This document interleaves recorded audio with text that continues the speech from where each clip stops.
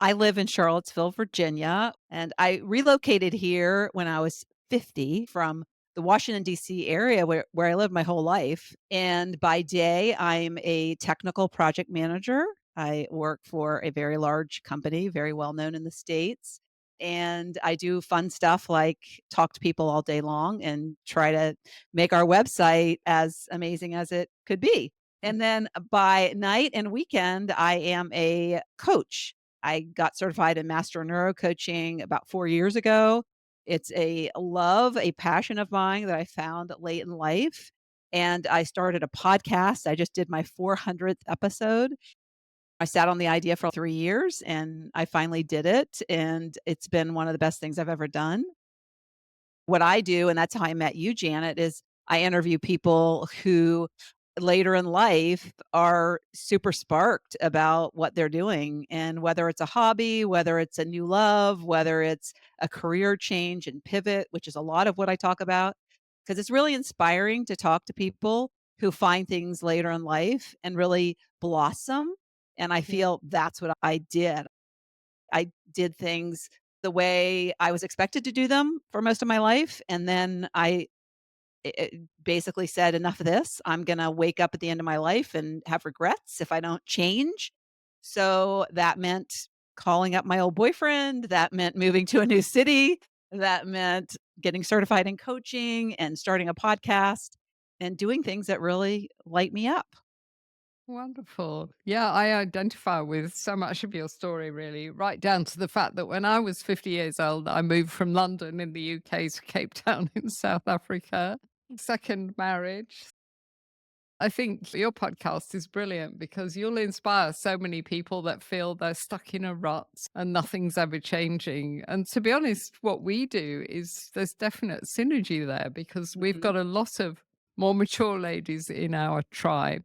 And they find that when they quit drinking, they feel so much better and they have so much more energy and their whole life opens out again. So if they listen to all the stories on your podcast, they're really going to Mhm. get inspired. So Yeah, and I love think your audience too, yeah, you come to a point where you realize if you're drinking more than you should be, you're not who you're supposed to be because we no, were not born with a drink in our hand. no. No, we And lose ourselves. I yes, certainly did. And that's one of the joys of becoming sober because you mhm, rediscover who you are and what you want to be, and you can be the best version of yourself instead of this shadow, really. yeah, I love your Instagram feed. I was looking at that earlier. It's brilliant. Your post, things I can do that my grandma didn't. I just love that one. Let's talk about yes. some of those things. What did you have in mind when you posted that? When I posted that, I was at a trampoline park with my grandkids, and one of the things that I really wanted to do at the trampoline park was do a flip to show them.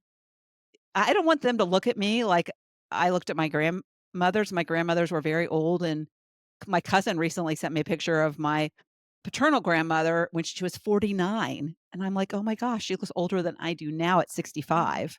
yeah. So, I used to be able to do a flip off my diving board, and I hadn't done a flip for years, but at the trampoline park, there's this huge foam pit. You can't hurt yourself if you Right. do a flip, and it took me most of the session to gain up the courage. And I will say that I did a jump and did a face plant first before I actually did it right. But I wanted my grandkids to see me not be this old image that I had of my grandmothers. So I did the flip. Kids do that without thinking. They take chances. I do things that my grandmas don't do. I think my grandmothers never found who they were. I think they did Mm. things that were expected of them. One was a military wife. My grandfather on my dad's side was an entrepreneur, blue collar, but he had his own gas station. But she was always the wife of the entrepreneur and raised kids. I feel like I've come into my own and I'm exploring and trying new things. I think when we get older, we tend to stop trying new things. We think Mm, about trying new things, but we always talk ourselves out of it. So I think that makes me different. My grandmother was also on my mother's side was an alcoholic. So there's a lot of alcoholism on that side of the family. So, of course, my mother ended up drinking a lot and getting drunk a lot. Uh, and I just never wanted to really take that path. I drink, but I don't have a problem with it. I actually get really sick if I have a couple drinks too many. I don't feel good when I do it. exactly. It's a bit of a no-brainer in the end, isn't it? Yeah. Yeah, I think the roles were so defined back then, weren't they? We're so fortunate, really, because we've had so much education, haven't we, about our Yes. health and fitness. Our grandmothers, they never exercised, did they? Mine would never dream of it. So it was a very different time. And of course, it was the traditional wife looking after the family as Yeah. well. There weren't the career opportunities, were there? I can even remember being at school and having a discussion with a career advisor. And she said to me, "You can either be a nurse or a teacher." And that must have been the 1960s. Whereas now, think of a young woman these days, she's got the whole spectrum of careers to pick from, hasn't she? I It's was all the great. breadwinner most of my marriage for my whole life, pretty much, until just recently. My husband is a real estate broker, and the real estate market's gone, Oh, and so that's been great. This is the first time in my life since I was in my late 20s that I have made less than my spouse, mm, mm. and so I that's think, crazy. Yeah. but I think that's liberating in a way, isn't it? Yes. I've never had the kind of marriage or relationship where I've been looked after. I wouldn't like that at all. I have got a couple of friends in that situation and I say to them things like, "Oh, should we go on this trip? Should we do that?" And she said, "I'll have to ask the husband." I know. I I would hate to ask my I husband for know. money to do I would something. Oh. never have to ask. I just went to Thailand, and I didn't even invite him. I knew he wouldn't wanna go, so it was a Yeah. yoga retreat, he wouldn't have gone. Yeah. I also think that it's something that a lot of women, even today, at our age, they may be able to do things, but they think they can't because they think their husband won't approve, or they think they'll leave their husband behind, or what will people think? I think decisions are sometimes made and actions aren't taken because of what we think the other person will say or think, which might not even be true, No. but we never No. even try. Yeah. So, what tips would you have to people that are in that situation that think, "Oh, I'd love to do this, I'd love to do that, but maybe my kids wouldn't like it or my husband wouldn't like it." Do you think they should just go for it? The first thing I'd say is if you wanna do something, you need to do it because that's coming from a deeper place inside, and that's the universe telling you you need to do it. And when you do it, amazing things will happen and nobody will be upset about it. And if they are, wouldn't you rather know? Because they're not supporting you. You have somebody who's not supporting your happiness. Yeah. So Yeah. that's number 1. Number 2 is I would say stop thinking you know what somebody is thinking. You don't know what they're thinking. So you have to have a conversation. It starts with a conversation. And I love visualization for preparing for difficult conversations. If you are concerned about a conversation you're going to have, don't expect the worst, expect the best. Visualize in your mind before you have it what it will be like, what the outcome will be for both of you, not just you, but also the person that you're talking to. What is the outcome you desire?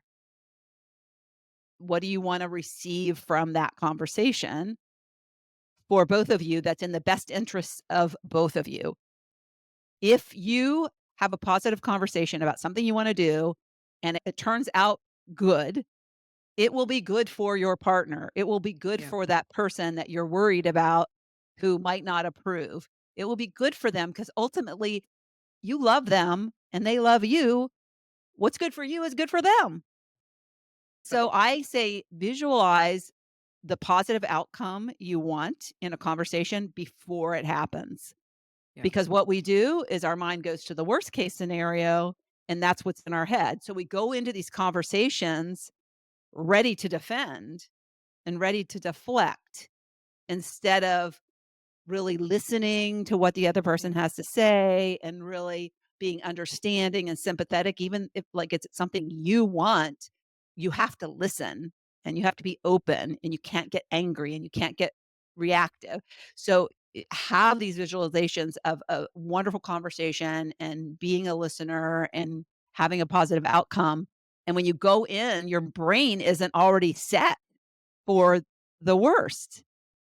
Visualization is so powerful.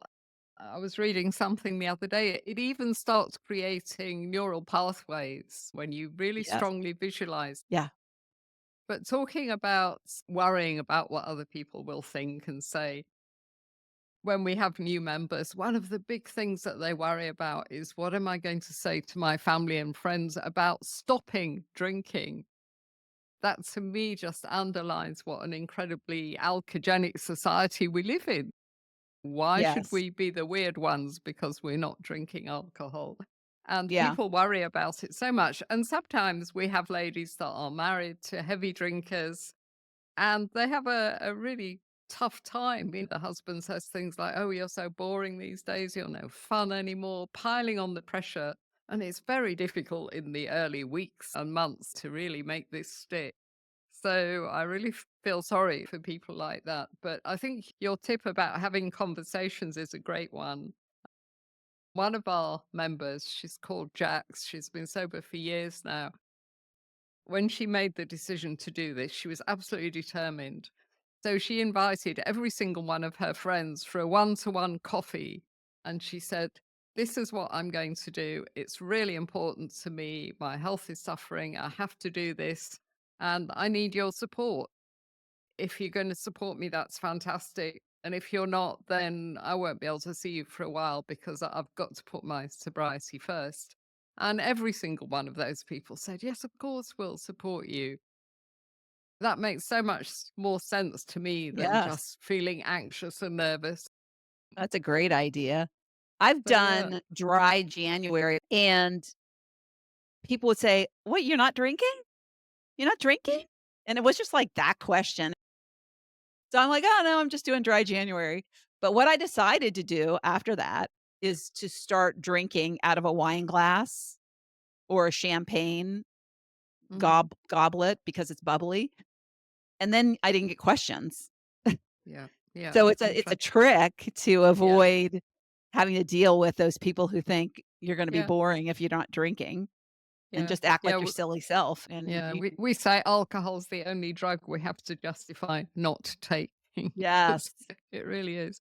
But I yes, think in your case, because you don't have an issue with alcohol and people say, oh, you're not drinking, you don't feel under attack. You can hold your own.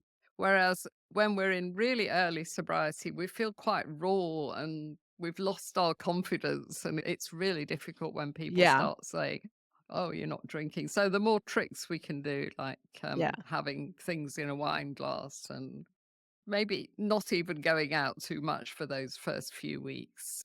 We have to make it easy for ourselves because it's a difficult thing to do. yeah. Dry January is not a permanent state, so it's very easy to say, "Oh, it's just temporary." Yeah, I say to people, because we run a 66-day challenge, because apparently you can build a new neural pathway in 66 Yes, days. yep, So we try to get people going for 66 days.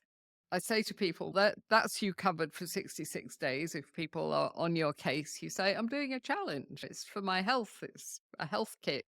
And then if you bump into them a few months later and they say, oh, he's still doing that not drinking thing, just say, I felt so amazing at the end of 66 days that I don't want to go back to drinking, which is the truth. Many people on our 66-day challenge decide that they'll just carry it on a bit longer.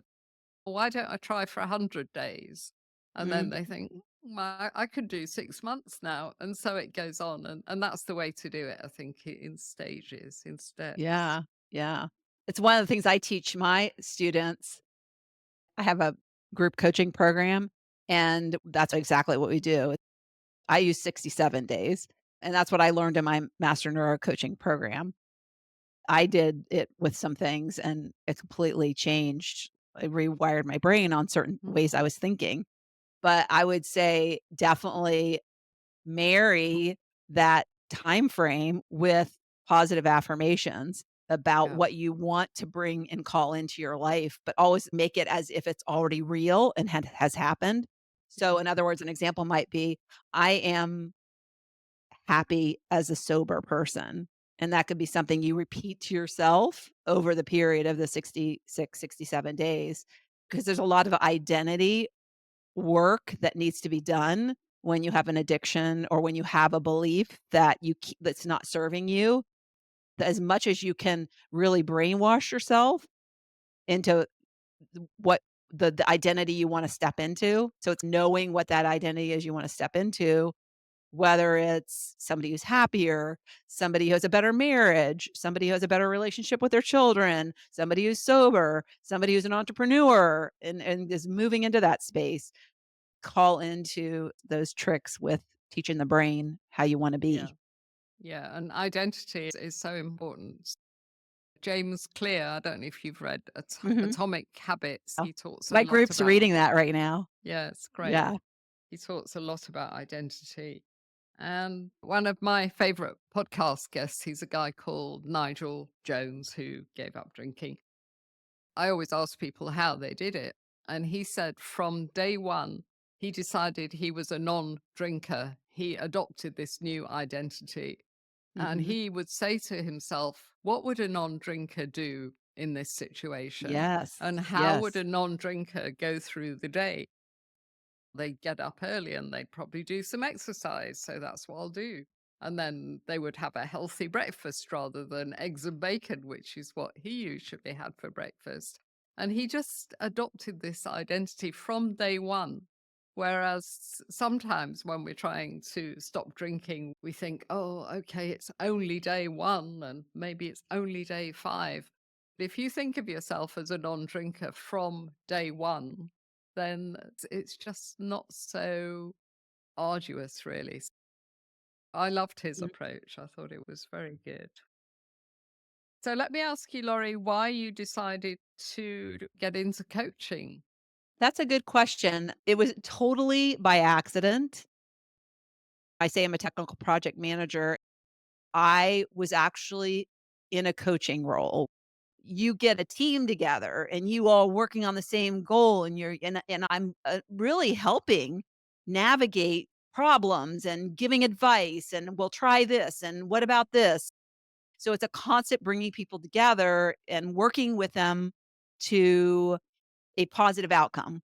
Yeah. And I had no idea that was something that was related to the work of a coach. I do also know that when I was younger and trying to make decision about what path I wanted to take early on, I thought I was gonna be an English teacher because that's what my mother was. And I told my mother I wanted to be a social worker, and she said, "Oh my gosh, honey, you will never make any money at that.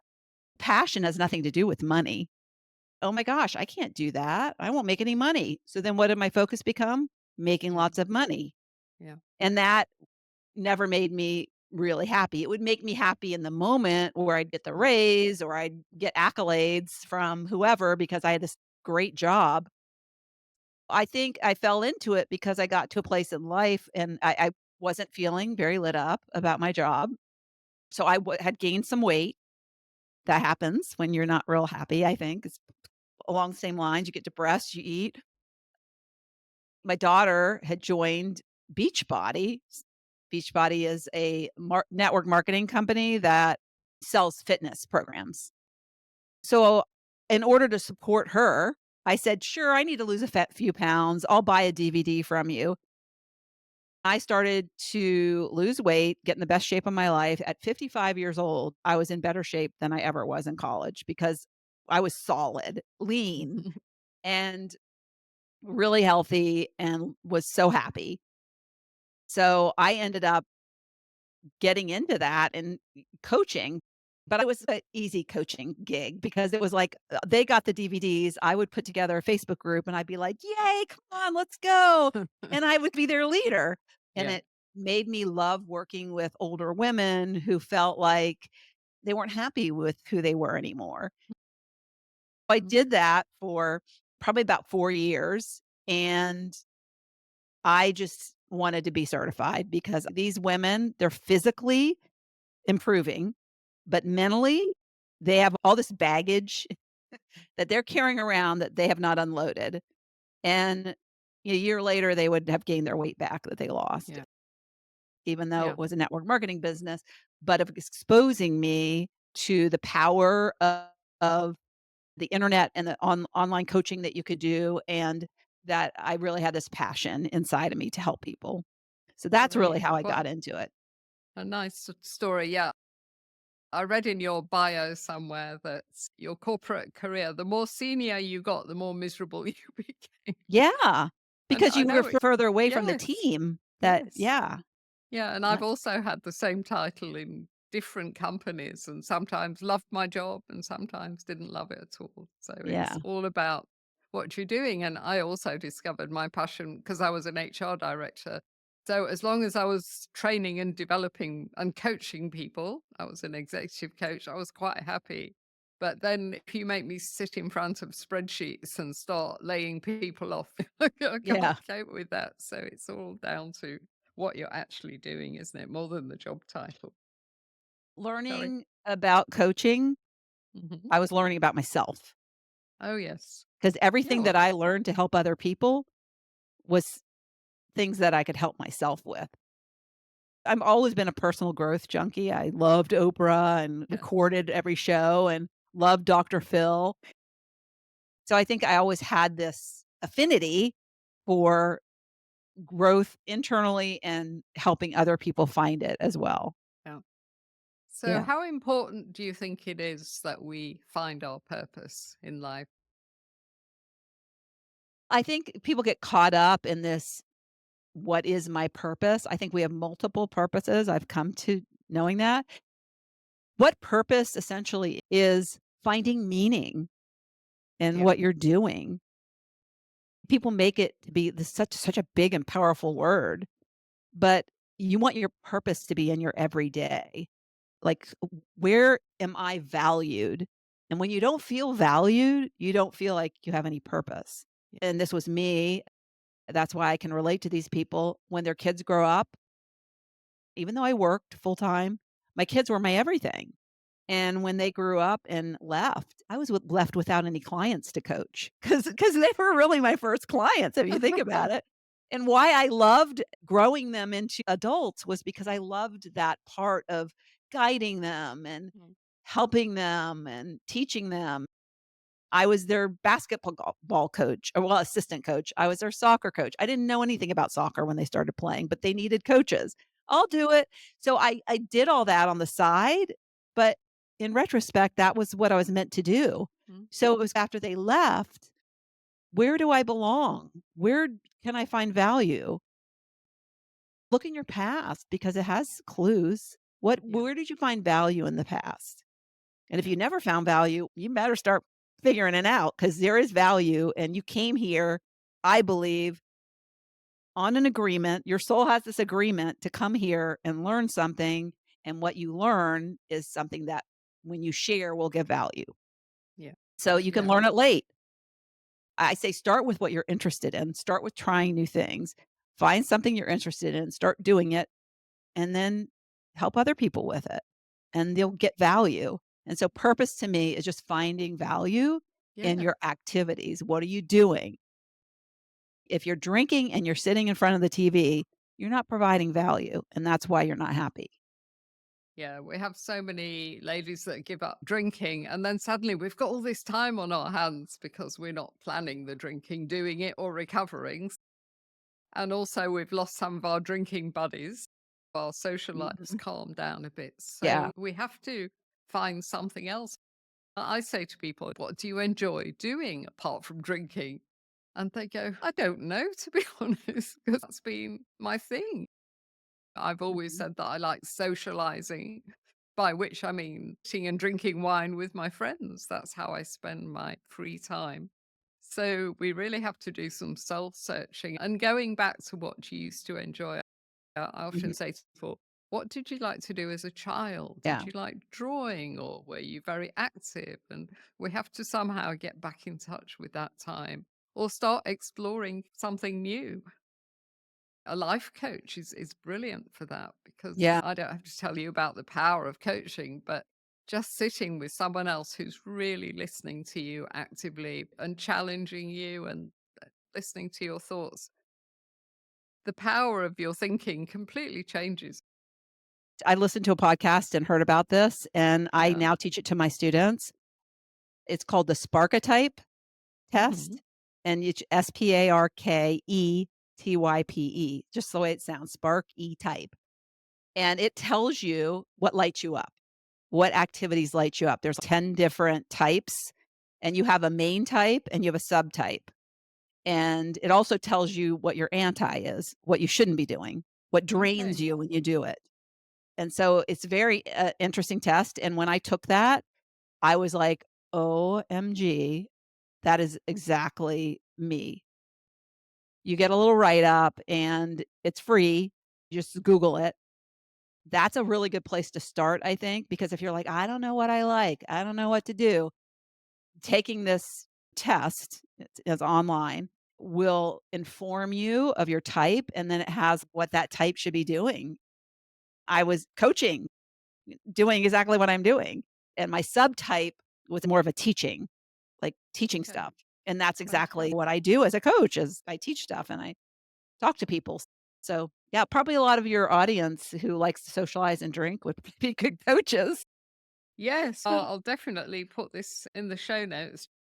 I'm sure Google will find the test for you. Brilliant. It's Thank Jonathan Fields is the person who created it, and I'm certified as a Spark type advisor.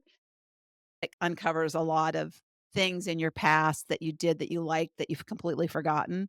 And it's not just job related, it's what classes did you take? you.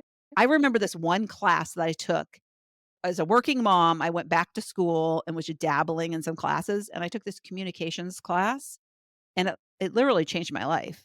And I never thought of that class until did my Sparketype, and then Wow. I was doing these worksheets, and I was like, "Oh my gosh, if I had known what I know now, that class told me exactly what I should be doing."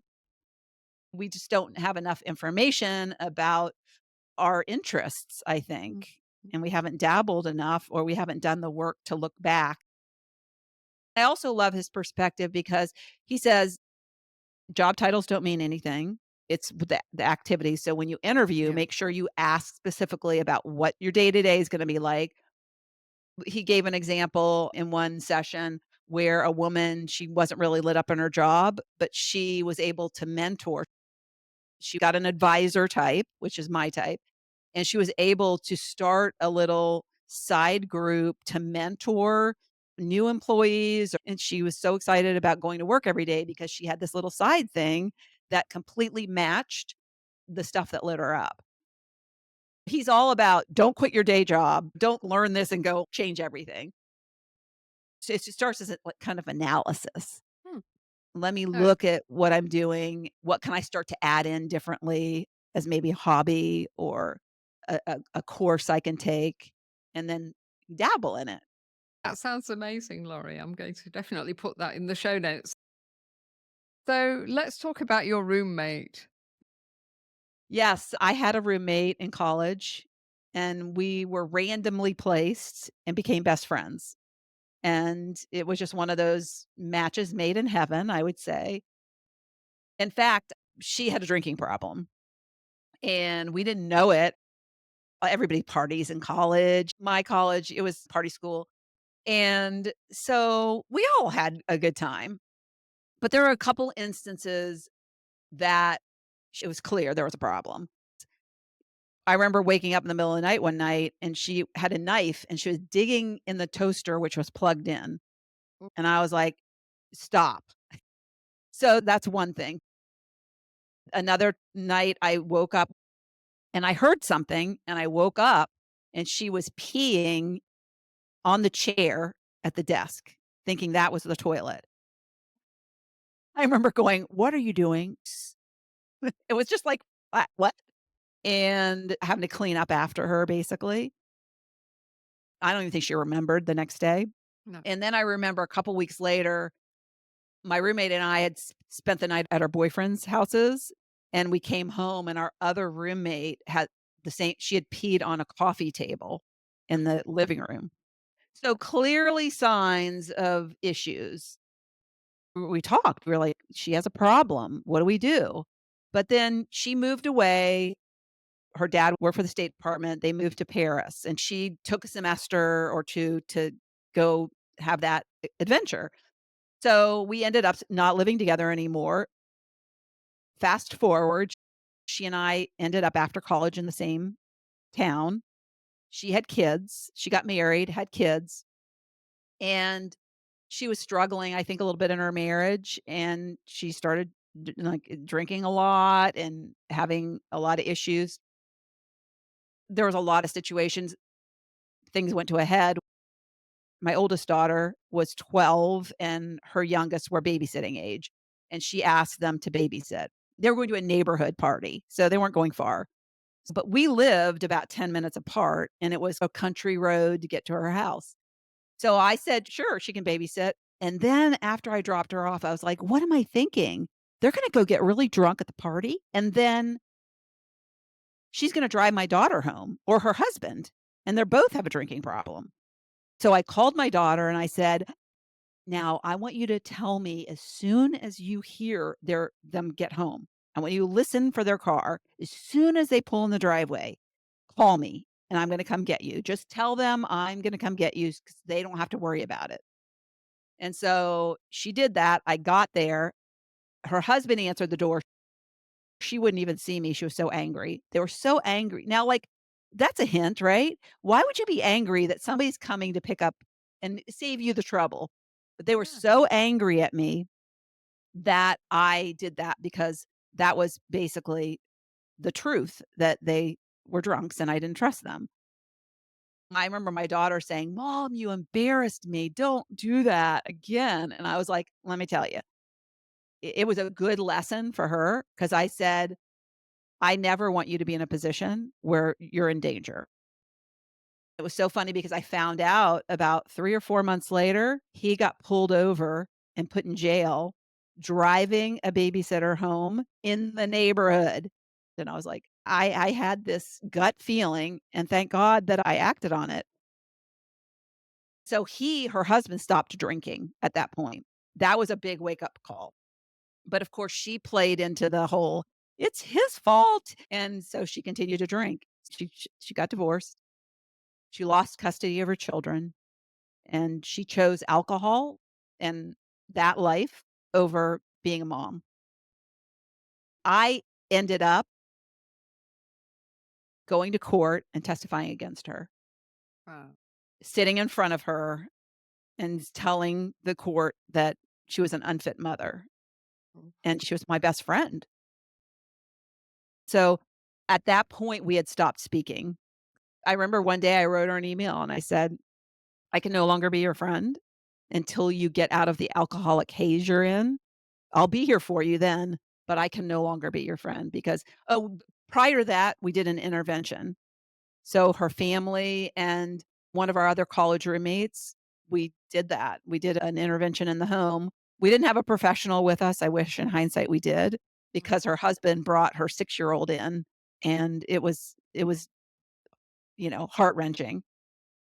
The only reason she agreed to leave to go to a treatment center was because of him sobbing and asking her to. Oh, But she was at that point angry at her husband, and yeah. they were split up, I think, at that point. So that's the only reason she went. She went to 3 rehabs before she finally got sober. And then over the course of 11 years, we didn't speak. But I learned that she had gotten sober. Then I go to get my mammogram, and her mom was in getting a mammogram, And I went over and I said, "How's Tammy? How's things going with her?" And she was living with them at the time, still doing great, fantastic. So I got the phone number and I just felt when I went home, I need to reach out because she might be mad. She might not ever want to talk to me again for not supporting her, but I need to do this because Yeah. I want to acknowledge that I think it's great that she's sober. I called and it was like we never had that time missing. She had been sober at that point, I think about 3 years. Mhm. So she's going on 27 years of sobriety, Wow. and we get together and do girls' weekends. Mhm. She and I live 2 hours apart now, but she'll bring her a non-alcoholic, and it's not like alcohol is taboo for us. At first, we were very cautious, but she's one of the most put together people. She holds no grudges. She sees the good in all people, and she is one of the people I respect more than anybody. What she's been through and what she's learned as a result, anybody who's listening who has been through this or is going through getting sober, just know that your story and what the wisdom you're gaining through this process and the strength that she had to get through that, but ultimately, it was her decision. Yeah. Yeah. She No. raised her hand finally and said, Yeah. "I am done with this. I am going to rehab. My Yeah. life is a disaster." She had gotten to the Yeah. point where she was living on a boat with another drunk guy, Yeah. and she had Yeah. lost all of her possessions. She finally one day woke up and was like, "I'm done." Yeah. She hit rock And yeah, bottom. yeah, Yeah. Yeah. We are forced, those of us with a real problem, we're forced to the wall, really, and we have to deconstruct ourselves and rebuild our lives, really. And we mhm, can rebuild our lives yeah, stronger and yeah. just be the person we were meant to be, really. Yeah. And now she has an amazing job and in cybersecurity, believe it or not, and she travels the world teaching Wow. government employees how to be safe with all this Mm. internet stuff. So, Laurie, let's just touch on your podcast. What's it called? Living your sparked second half. It's on Apple and Spotify and whatever, Yes, isn't it? all the things, yes. And I have a Uh, website, notyouraverageggrandma.com, and you Okay. can also find it there.